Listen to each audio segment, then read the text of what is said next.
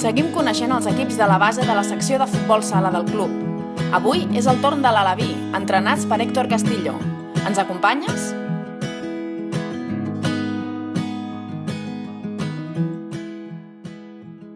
Estem treballant des de la base del futbol sala perquè són encara nens en fase d'aprenentatge.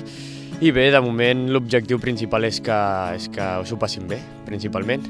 I a poc anem iniciant amb objectius una mica bàsics de futbol sala, alguna tàctica col·lectiva ja de pivotatges o de joc amb les ales.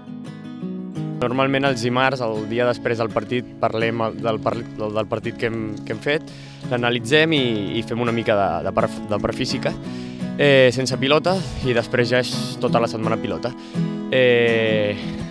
Necessitem que els nens toquin pilota el més temps possible perquè és el que necessiten en el partit. I bueno, el dijous i el divendres ja intentem que siguin més situacions reals al partit o més estratègia. Sí, la veritat és que estan força motivats. Eren nens que també tenien aquesta idea de que en teoria el futbol 11 era millor, però a poc estan coneixent el futbol sala, no el coneixien tant i a poc s'estan adonant que és un esport que també pot agradar-los molt o poden estar molt motivats jugant en aquest esport i bé, s'estan adaptant molt bé.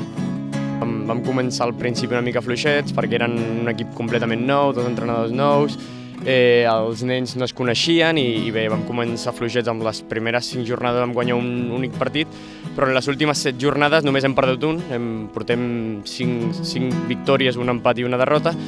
Estem en meitat de la taula, però amb possibilitats de lluitar per al tercer i quart lloc, però l'objectiu és acabar entre els 5 primers i que els nens ho passin bé.